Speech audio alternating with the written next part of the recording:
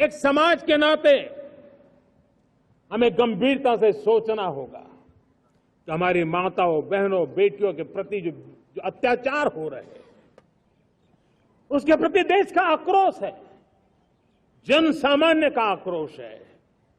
इस आक्रोश को मैं महसूस कर रहा हूं।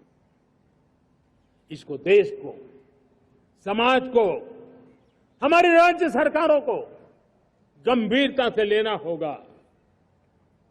महिलाओं के विरुद्ध अपराधों की जल्द से जल्द जांच हो, राक्षसी कृत्य करने वालों को जल्द से जल्द कड़ी सजा हो।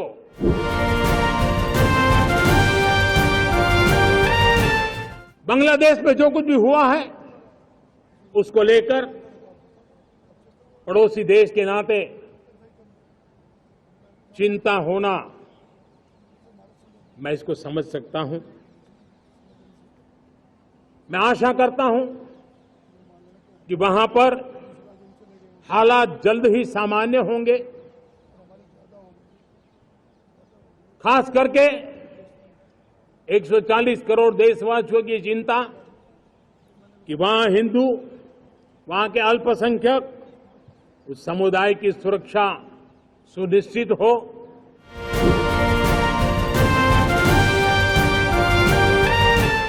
जो कानून धर्म के आधार पर देश को बांटते, जो उच्च नीच का कारण बन जाते हैं, ऐसे कानूनों को आधुनिक समाज में कोई स्थान नहीं हो सकता है। और इसलिए मैं तो कहूंगा, अब समय की मांग है कि देश में एक सेकुलर सिविल कोड हो। हमने कम्युनल सिविल कोड में 75 साल बिताए हैं, अब हमें सेक्युलर सिविल कोड की तरफ जाना होगा।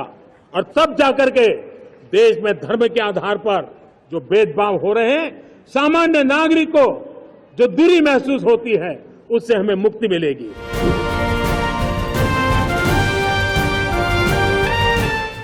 भारत ने G20 को ऑर्गेनाइज किया, हिंदुस्तान के अनेक शहरों में ऑर्गेनाइज किया, 200 से ज्यादा इवेंट किए। पूरे विश्व में G20 का इतना बड़ा व्याप, इतना बड़ा कार्यक्रम कभी नहीं हुआ, इस बार हुआ। इसने एक बात सिद्ध कर दी है कि भारत में बड़े से बड़े कार्यक्रम ऑर्गेनाइज करने की ताकत है। भारत को किसी को भी हॉस्पिटैलिटी का सामर्थ्य भारत में सबसे ज्यादा है। अगर ये सिद्ध हो चुका है तो साथियों, हिंदुस्तान का सपना है कि 2036 में जो ओलंपिक होगा वो मेरे हिंदुस्तान की धरती पर हो।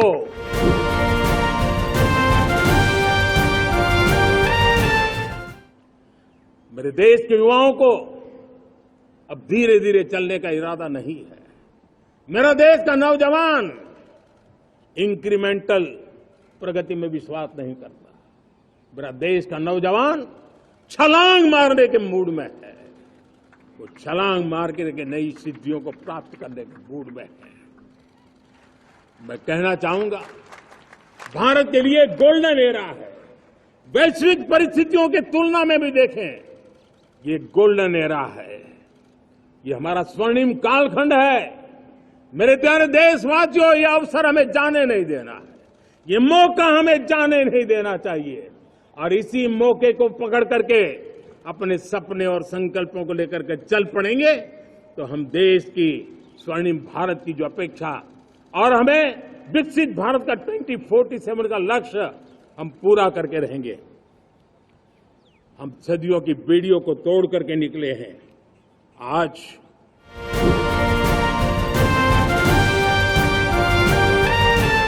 पिछले एक दशक में अभूतपूर्व इंफ्रास्ट्रक्चर का विकास हुआ है। रेल हो, रोड हो, एयरपोर्ट हो, पोर्ट हो, ब्रॉडबैंड कनेक्टिविटी हो,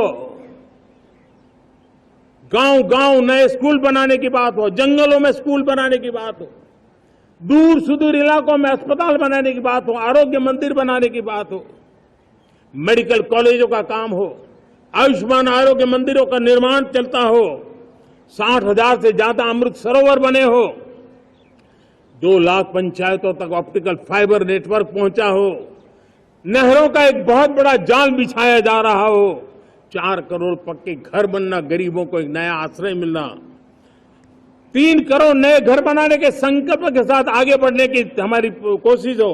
हमारा पूर्वी भारत, नॉर्थ ईस्ट, उसका इलाका आज इंफ्रास्ट्रक्चर के लिए जाने जाना लगा है।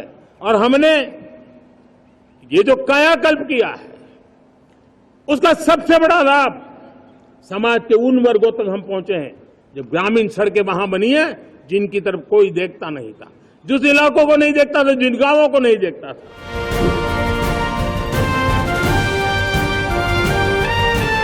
और ध्यान दें, स्पेस सेक्टर एक फ्यूचर है हमारे साथ जुड़ा हुआ, एक महत्वपूर्ण पहलू है। हम उस पर भी बल दे रहे हैं। हमने स्पेस सेक्टर में बहुत रिफॉर्म किए हैं। जिन बंधनों में हमने स्पेस सेक्टर को बांध के रखा था, उसे हमने खोल दिया है। आज सैकड़ों स्टार्टअप्स स्पेस के सेक्टर में आ रहे हैं। वाइब्रेंट बनता जाता हमारा स्पेस सेक्टर भारत को एक शक्तिशाली राष्ट्र बनाने का एक महत्वपूर्ण अंग है और हम इसको दूर की सोच के साथ मजबूती दे रहे हैं। आज private satellite, private rocket launch हो रहे हैं। ये गर्व की बात है।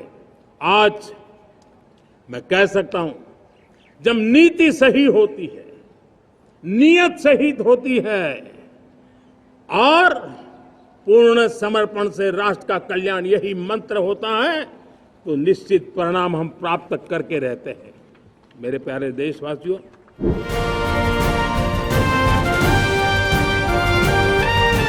करीब 25,000 युवा हर साल विदेश में मेडिकल एजुकेशन के लिए जाते हैं और ऐसे ऐसे देश में जाना पड़ रहा है। कभी कभी तो मैं सुनता हूं तो हैरान हो जाता हूं। और इसलिए हमने तय किया है कि अगले 5 साल में मेडिकल लाइन में 75,000 नई सीटें बनाई जाएगी। मेरे प्यारे देशवासियों, विकसित भारत 2047 वो स्वस्थ भारत भी होना चाहिए।